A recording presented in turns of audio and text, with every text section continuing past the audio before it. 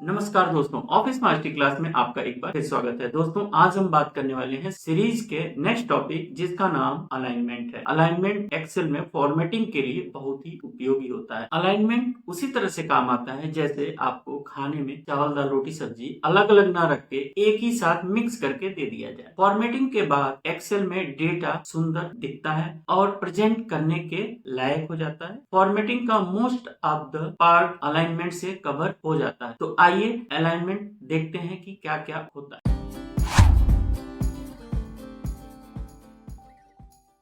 Microsoft Excel में alignment इस section को कहते हैं जो रेड में आपका सर्किल्ड है। अलाइनमेंट में मुख्यतः 5 पार्ट होते हैं। अब एक एक करके उसको देखते हैं। पहला जो पार्ट होता है वो होता है अलाइन। अलाइन का मतलब होता है कि सेल में कोई टेक्स्ट दिया हुआ है, उसका आप पोजीशन डिस्क्राइब कर देते हैं। दूसरा जो हमारा पार्ट होता है वो होता है ओरिएंटेशन। ओरिएंटेशन का मतलब होता है टेक्स्ट का डायरेक्शन। आप टेक्स्ट को किस डायरेक्शन में शो करना चाहते हैं, लेफ्ट टू राइट कि राइट टू लेफ्ट, 60 डिग्री पे या 30 डिग्री पे या 180 डिग्री पे, जैसे भी चाहे टेक्स्ट को एक सेल में घुमा सकते हैं। तीसरा जो पार्ट होता है वो होता है इंडेंट। इंडेंट का मतलब होता है जैसे आपने किसी सेल में टेक्स्ट को रखा है और टेक्स्ट में आप जैसे आपने लेफ्ट कर दिया और आप चाहते हैं कि नहीं एक स्पेस और ये राइट में चला जाए, तो वहां पे अलाइनमेंट का मतलब सेल में आप टेक्स्ट की पोजीशन को घटा सकते हैं या बढ़ा सकते हैं। चौथा टॉपिक जो होता है वो है रैप टेक्स्ट। रैप टेक्स्ट का मतलब क्या होता है कि जैसे किसी सेल में एक लाइन लिख दी गई है,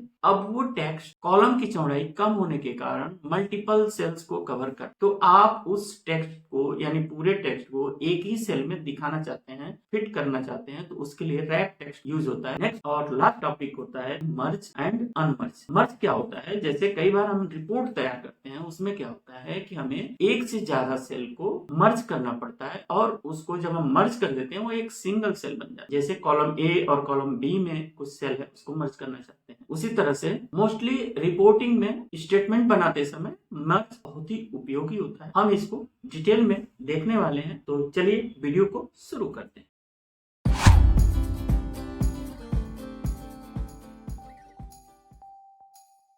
अब जैसे यहाँ पे देखिए मैंने एक सेल में ऑफिस मास्टरी 07 टाइप कर दिया। अब आप देख रहे हैं बाय डिफॉल्ट ये किस पोजीशन पे कंटेंट लिखा हुआ आ रहा है। आप देख रहे हैं इस सेल के बिल्कुल बॉटम में लिखा हुआ है। इसमें आप देखिए ये एरिया हाईलाइट है। आप यहाँ पे कर्सर ले जाएंगे तो बोल रहा है बॉटम अलाइन। बॉटम अलाइन मतलब कि जो भी कंटेंट होगा वो बिल्कुल बॉटम पे होगा, बॉटम पे सटे होगा। इसके ठीक पहले वाला यहाँ पे आप जब क्लिक कर देंगे तो क्या कर रहा है मिडिल अलाइन, यानी इस कंटेंट को वो मिडिल में कर दे। अभी मैं क्लिक करता हूं तो देखिए कंटेंट अपने आप मिडिल में चला गया। तीसरा जो होता है इसमें होता है टॉप अलाइन। अगर मैं इस पे क्लिक कर दूंगा तो जो कंटेंट है बिल्कुल सेल के टॉप पे चला जाएगा। इसको मैं क्लिक करता हूं तो टॉप में चले। अब इसके ठीक नीचे आते हैं, यहाँ पे देखिए ये कर रहा है अलाइन लेफ्ट। तो चूंकि बाय डिफॉल्ट लेफ्ट होता है इसलिए लेफ्ट ऑलरेडी है, आप क्लिक भी करेंगे तो कोई चेंजेस नहीं होगा। अब मैं मिडिल को करता हूँ, जैसे सेंटर, यहाँ पे सेंटर अलाइन करेंगे, सेंटर पे क्लिक करेंगे तो देखिए थोड़ा सा चेंज हुआ है, यानी लेफ्ट से थोड़ा शिफ्ट होकर सेंटर में आ गया। अब यहाँ पे देखिए ये कह रहा है राइट है, तो राइट पे क्लिक कर देंगे तो ये राइट में आ जाए। तो इस तरह से आप अपनी रिक्वायरमेंट के हिसाब से ऊपर के 3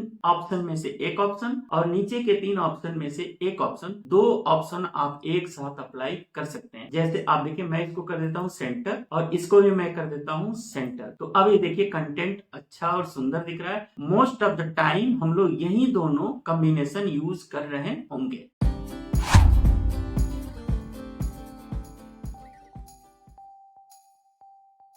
दूसरा पार्ट है दोस्तों ओरिएंटेशन। ओरिएंटेशन में देखिए आप इस पे क्लिक करिए, यहाँ पे ड्रॉप डाउन बॉक्स पे जब आप क्लिक करेंगे तो इसमें इतने सारे ऑप्शन दिए हुए हैं। पहला ऑप्शन जो दिया है एंगल काउंटर क्लॉकवाइज, अब इस पे क्लिक कर देंगे तो कंटेंट कुछ इस तरह से दिखने लगा। यहाँ पे देखिए दूसरा कह रहा है एंगल क्लॉकवाइज, अब इसको क्लिक कर देंगे तो इस तरह से कुछ दिखने लगा। फिर इसमें तीसरा ऑप्शन देखिए वर्टिकल टेक्स्ट, अब देखिए ऊपर से नीचे आने, फिर ओ एफ एफ ऐसे करके लिखने लगे। फिर यहाँ से देखिए तीसरा रोटेट टेक्स्ट अप, अभी देखिए नीचे से ऊपर की ओर लिख दिया। अब होगा एक रोटेट टेक्स्ट डाउन, यानी ऊपर से नीचे की ओर लिख देगा। तो आप टेक्स्ट को डायरेक्शन दे सकते हैं।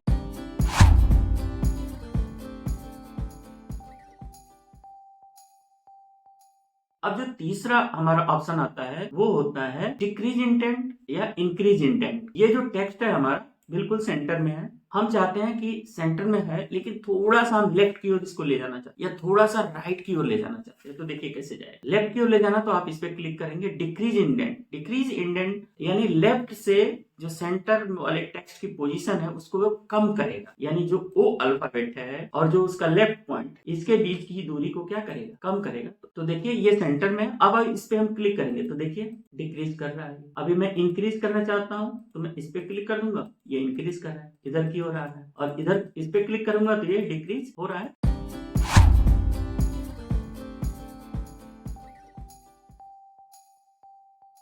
जो चौथा टॉपिक है वो बहुत ही इंपॉर्टेंट है और हमेशा हमें यूज करना होता है। अब देखिए मैं क्या करता हूँ, थोड़ी देर के लिए इस सेल की जो विड्थ है यानी चौड़ाई है उसको कम कर देता हूँ। तो देखिए क्या हो गया, कॉलम टी और कॉलम एफ में भी ये वैल्यू क्या शो हो रहा है, जबकि ये एक्चुअली वैल्यू कॉलम ई में, कॉलम ई के सेल 2 में। तो अब देखिए मैं क्या करूंगा, इसको मैं रैप टेक्स्ट अगर कर दूंगा तो क्या करेगा, इसी सेल में उस वैल्यू को फिट कर देगा। उसके लिए मैं क्या करूंगा, पहले मैं यहाँ रैप टेक्स्ट पे क्लिक करूंगा। तो देखिए ज्यों ही मैंने रैप टेक्स्ट पे क्लिक किया, सेल की जितनी चौड़ाई है उसके अकॉर्डिंग उसने फिट कर दिया। अब अगर आप इस सेल की चौड़ाई को बढ़ाएंगे ना तो ये ऑटोमेटिकली बढ़ता चला जाए। जगह कम करूंगा तो कुछ इस तरह से दिखेगा और जगह बढ़ा दूंगा तो ये ऑटोमेटिकली फिट हो जाएगा। तो यानी अब आपने रैप टेक्स्ट अप्लाई कर दिया है तो ये टेक्स्ट जो है अपने हिसाब से सेल में कंटेंट को फिट कर देगा।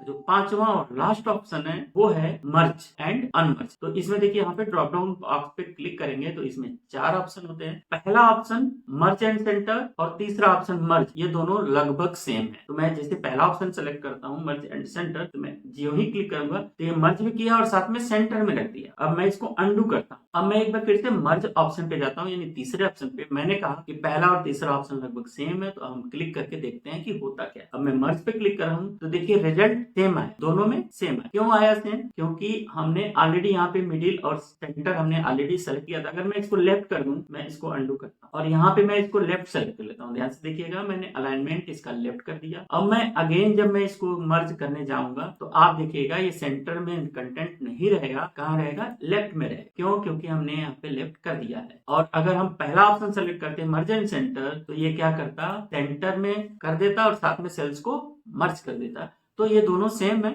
आप मर्ज करने के बाद यहाँ पे सेंटर अप्लाई कर सकते हैं या आप चाहें तो मर्ज एंड सेंटर करके एक साथ अप्लाई कर सकते हैं, आपकी सुविधा के अनुसार। तो ये दो सबसे ज्यादा यूज होने वाला। इसी में मैं चौथा ऑप्शन सबसे पहले देख लेता हूं, अनमर्ज सेल। अनमर्ज सेल का मतलब आप नाम से क्लियर है कि जो सेल मर्ज हो चुके हैं उनको वापस अपनी स्थिति में लाना चाहते हैं तो कैसे आएगा। आप अनमर्ज पे क्लिक कर देंगे तो अगेन वो सेल्स को सारे को क्या करेगा, अनमर्ज कर देगा। मर्ज एक्रॉस, एक्रॉस क्या करता है कि जैसे मान के column E F G H I row number 2 3 4 5 इतना एरिया सेलेक्ट, अगर मैं इसमें मर्ज एक्रॉस सेलेक्ट करूंगा तो ये टोटल 4 सेल बनाए। एक्रॉस का मतलब होता है लेफ्ट टू राइट जाना। चूंकि हमने इसमें मल्टीपल रो को सेलेक्ट किया है, अब देखिए रो नंबर 2 में एक सेल बना देगा, रो नंबर 3 में एक सेल बना देगा, रो नंबर 4 में और रो नंबर 5 में एक एक सेल अलग अलग बना देगा। अब करके देखते हैं। देखिए मर्ज एक्रॉस पे हम क्लिक किए तो अब ध्यान से देखिए यहाँ पे कुल कितने सेल बन गए, यहाँ पे टोटल 4 सेल बन गए। अब मैं इसको अनमर्ज करता हूँ एक बार ताकि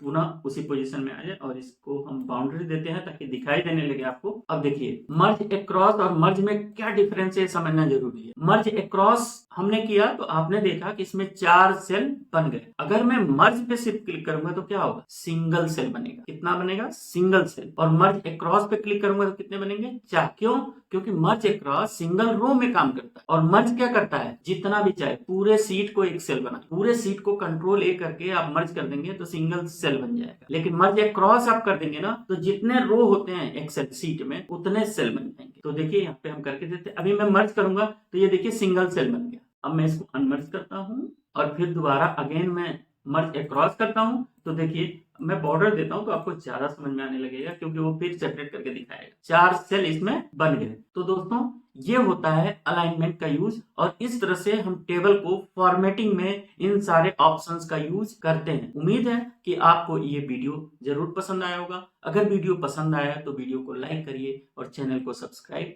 जरूर करिए। नेक्स्ट जो हमारा टॉपिक है इस सीरीज का वो है नंबर